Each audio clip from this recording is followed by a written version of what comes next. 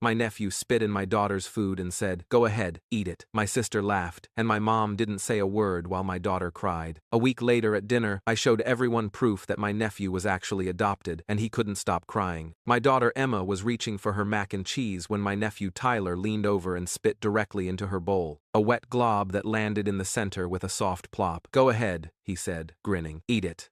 Emma froze. Her fork hovered in the air. She was 6 years old. Small for her age, blonde pigtails tied with pink ribbons, pink dress she'd been excited to wear all morning because Grandma said it made her look like a princess. The dining room at my parents' house smelled like pot roast and vanilla candle wax. Sunday dinner, weekly tradition that had been going on for years. The whole family around the big oak table. My sister, Claire, her husband Rob, my mom, my dad, me, and the kids. Emma looked at me, eyes wide and wet, filling with tears. Bottom lip starting to tremble. "Mom," Tyler laughed, loud and sharp, proud. I said, "Eat it, with my special sauce." He thought it was hilarious. Claire smiled into her wine glass, took a long sip. "Boys will be boys." I looked at my mother. She was cutting her pot roast, knife scraping against the china plate. She didn't look up, didn't acknowledge what had just happened. "Mom," I said, voice tight, controlled. "Did you see what he just did?" She chewed slowly, deliberately, swallowed, reached for her water glass. "Kids play rough sometimes, Nicole. It's how they learn boundaries. They test each other." He spit in her food. Claire sighed, dramatic, annoyed. Like I was the problem. "Oh my God, Emma's fine. She's being way too dramatic. Tyler was just playing around. They're cousins. This is what kids do." "Playing?" My voice was louder now. He spit in her food and told her to eat it. "Don't raise your voice at the table," my mother said, still not looking at me. "This is a family dinner. We don't yell." Emma's lip trembled harder. A tear rolled down her cheek, then another, her little hands gripping her fork so tight her knuckles were white. Tyler was still laughing. "Crybaby. Emma's a crybaby." "Tyler, that's enough," Rob said, half-heartedly, not looking up from his phone. "She's such a baby," Tyler said louder. "Can't even take a joke." I stood, picked up Emma's plate, the mac and cheese, with the glob of spit sitting in the middle like a disgusting garnish, walked it to the kitchen, scraped it into the trash, the whole thing, plate clattering. "We're leaving," I said. My mother finally looked up. "Don't make a scene, Nicole." "I'm not making a scene. I'm taking my daughter and leaving." Claire rolled her eyes, set her wine glass down with a loud clink. "Seriously? You're leaving over this? You're so ridiculously sensitive? It's embarrassing. She's 6, and Tyler's 8. They're kids. They mess with each other. That's what kids do. You're making a huge deal out of nothing." I took Emma's hand. She was crying now, silent tears streaming down her face, her whole body shaking, trying not to make noise because Grandma said crying at the table was rude. Tyler was still grinning, proud of himself, looking at his parents for approval. No one said sorry. No one told Tyler what he did was wrong. No one told him to apologize. No one asked if Emma was okay. No one cared that my 6-year-old daughter was crying. Dad just kept eating, knife and fork, scraping methodically, like nothing had happened. Mom was already refilling Claire's wine glass. We walked out, through the dining room, through the living room with the family photos on the walls, out the front door into the cold October evening. Emma didn't say anything until we got to the car. Then she sobbed, big, heaving sobs, the kind that come from deep inside. At home, I held her while she cried into my shoulder, her small body shaking against mine. She didn't understand why no one stood up for her, why Tyler got to laugh, why Grandma didn't care, why no one stopped him, why no one made him say sorry. "Am I bad, Mommy?" "No, baby, you didn't do anything wrong." "Then why was everyone mad at me?" "They weren't mad at you. It felt like they were." I didn't have a good answer, not one that would make sense to a 6-year-old, not one that would make this hurt less. But sitting there on the couch with my daughter in my arms, I had a memory, an old one, something I'd tucked away years ago and never thought about again. Until now. Years ago, when Claire got pregnant with Tyler, there was a fight, a massive one, screaming, crying, drama that shook the whole family. She'd been at Mom and Dad's house. Summer evening, I was 19, home from college for summer break, upstairs in my old bedroom packing to go back to school. I heard it through the open window. Claire and Mom in the driveway, shouting at each other. "You can't tell anyone. I mean it. No one. This is my choice, not yours. He doesn't need to know. Ever. I won't do it your way. I'm doing this my way." I'd looked out the window, seen Claire crying, mascara running down her face, Mom standing with her arms crossed, both of them red-faced and furious. Then, they'd gotten in their cars separately and peeled out of the driveway, gravel flying. I never asked what happened. Family rule, don't ask about Claire's drama. Claire was always dramatic, always fighting with someone about something. Claire never explained, never mentioned it. Tyler was born 8 months later. Normal family celebration. Baby shower with pink and blue decorations. Hospital visits. Flowers and balloons. Everything seemed fine. Perfect. Even. The family moved on. I moved on. Went back to school. Got my degree. Got my job. Had Emma. Built my own life. But I remembered the tone in Claire's voice that day. The panic. The desperation. The fear. And now, sitting in my living room with my daughter, crying in my arms because my family had failed her, I wondered what it all meant. The next day, after I dropped Emma at school, I started digging. I requested Claire's old medical records. She'd listed me as an emergency contact when Tyler was born. She was single then, before she met Rob, and needed someone responsible, and she'd never updated it. I called the hospital, said I needed the records for family medical history, insurance purposes. They sent them. No questions asked, no pregnancy documented, no prenatal care appointments, no ultrasounds, no delivery. Nothing. Then I remembered the Dropbox. Dad had made a shared family Dropbox years ago when he got paranoid about losing important documents. He'd titled it Important Family Documents and uploaded everything: birth certificates, social security cards, insurance papers, tax returns, marriage licenses, and then promptly forgot about it. Never checked it, never organized it. I logged in, scrolled through folders, found one labeled Claire. Inside, adoption papers, private adoption through Loving Families Agency, closed records, confidential biological parents. Adoption finalized when Tyler was 3 days old, September 2015. Claire and Rob had signed everything. Rob had been in the picture by then. They'd adopted Tyler together, and they'd never told anyone. Not the family, not Tyler, no one. I sat at my kitchen table staring at my laptop screen, reading every page, every signature, every legal clause.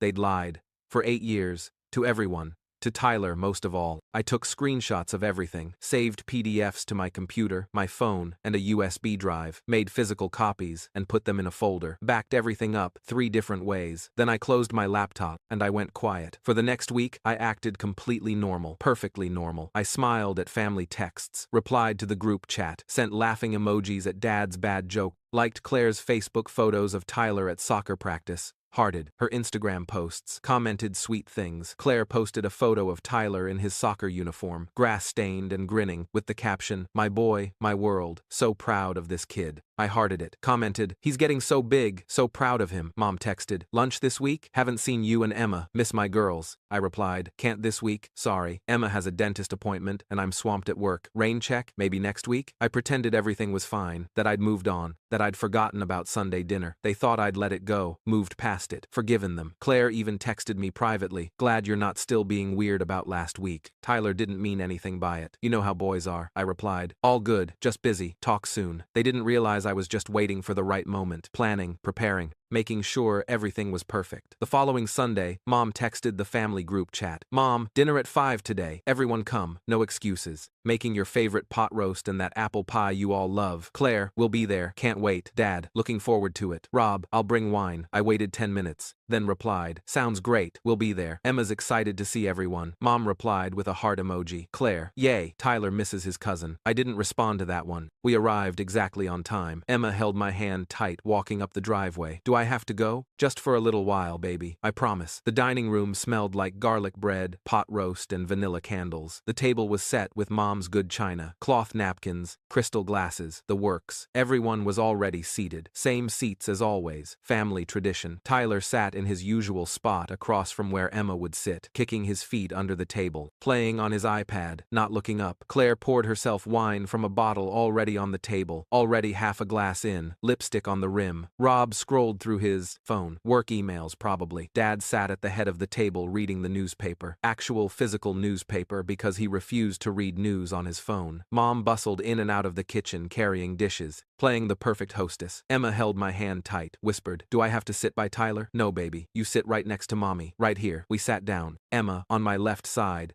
as far from Tyler as possible. Mom set down a big casserole dish in the center, pot roast with carrots and potatoes. Steam rising. "Glad you could make it, Nicole. Thought maybe you were still upset, still being dramatic about last week." Her tone said everything. Said she thought I was overreacting, being too sensitive, making problems. I smiled. Warm, friendly. "Wouldn't miss it, Mom. Everything smells amazing." Dinner started. Passing dishes, clinking silverware. Small talk. Claire asked Dad about his golf game. Dad complained about his bad knee and the weather. Rob talked about some project at work, some deadline, some client. I cut Emma's pot roast into small pieces, made sure she had vegetables, poured her apple juice in a wine glass so she felt fancy. Tyler stared at her from across the table, smirking, eyes mean. Emma wouldn't look at him, kept her eyes on her plate. I waited, patient, calm. Then, halfway through the meal, I pulled out my phone. I wanted to share something with everyone, I said, voice calm, steady, clear. Everyone looked up. Claire's face tightened. Can it wait until after dinner? We're eating. No, I think everyone should see this right now. I unlocked my phone, opened my photos, turned the screen toward the center of the table so everyone could see. The first image, adoption agency letterhead, Loving Families Adoption Services, official stamps and seals, Claire and Rob's signatures at the bottom in blue ink. This, I said calmly, is Tyler's adoption paperwork. The room went completely silent. You could hear the clock ticking in the hallway. The paving spest had been bailed.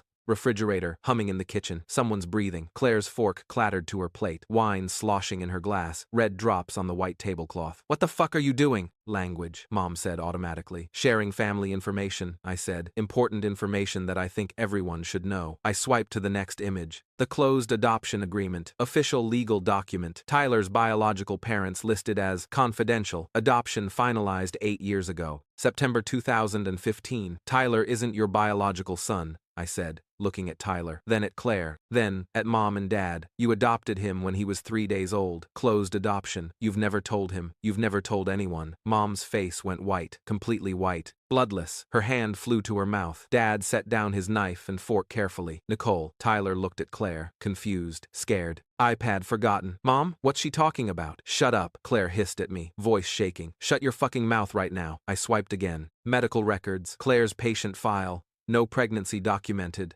No prenatal care. No ultrasounds. No delivery records. Nothing. You've been lying to him his entire life. Rob stood up, chair scraping loudly, face going red, neck veins bulging. Where the fuck did you get that? That's private medical information. That's illegal. You can't. You left it in the family Dropbox, I said, voice still calm, still steady. Dad's important family documents folder, the one he made and forgot about. Anyone with access could see it. I have access. I looked. Tyler's eyes filled with tears, fast, sudden, complete. Mom, what does adopted mean? Claire reached for him across the table, desperate, knocking over her wine glass, red wine spreading across the white tablecloth like blood, dripping onto the carpet. Baby, it's complicated. It doesn't change anything. It doesn't matter. You're still our son. We love you. You're adopted, I said, looking directly at Tyler, making eye contact. They're not your biological parents. Your real parents are other people. Claire and Rob adopted you when you were a baby, and they never told you. They lied to you for your whole life. Tyler's face crumpled, complete devastation. He started crying, deep, choking sobs, the kind that shake your whole body, the kind that hurt. Claire stood up, shaking, wine dripping from the table onto her cream-colored dress, staining it. You're a fucking monster. You're evil. How could you do this? No, I said, looking right at her, voice cold. I'm the person whose daughter you let cry while your son spit in her food. I'm the person you called dramatic and sensitive. I'm the person you laughed at. I'm the person whose child you didn't defend.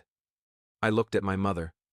She sat frozen, hands in her lap, face pale, mouth open. You didn't say a word when Tyler did that. You told me not to make a scene. You told me I was overreacting. You told me kids will be kids. You told me to calm down. I stood up, picked up my purse, took Emma's hand. She slid off her chair immediately, ready to leave. So I didn't make a scene last week, but I made a choice this week. Tyler was sobbing now, gasping for air. You're not my mom? Who is? Where is she? Claire tried to hold him. He pushed her away, hard. Get away from me. You lied. You're not my real mom. Mom's voice cracked. Nicole, please, this is too far. He's just a child. He didn't know. So is Emma, I said, but that didn't matter last week, did it? I walked toward the door, Emma beside me, her small hand warm in mine. Behind us, Tyler screamed, "Who are my real parents? I want to meet them. Where are they?" Claire was crying now too, sobbing. "Baby, please. We love you. We chose you. We wanted you so much. You lied to me my whole life." Dad's voice. "Everyone needs to calm down. Mom, Nicole, come back here right now. Rob, this is your fault. You did this." I opened the front door. Cool October air rushed in. Evening sounds. A dog barking somewhere. A car passing. Normal life continuing. Tyler's voice, breaking completely. "I hate you. I want my real parents. Where are they?" I looked back once, just once. Claire on her knees on the carpet, holding Tyler while he fought her. Rob standing there useless with his phone still in his hand. Mom crying into her napkin. Dad with his head in his hands. The perfect family dinner destroyed. Boys will be boys, I said quietly. Right, Mom? Then I walked out with Emma, down the porch steps, across the driveway, to my car. Emma looked up at me. "Are you okay, Mommy?" "I'm perfect, baby." I buckled her in, got in the driver's seat, started the engine.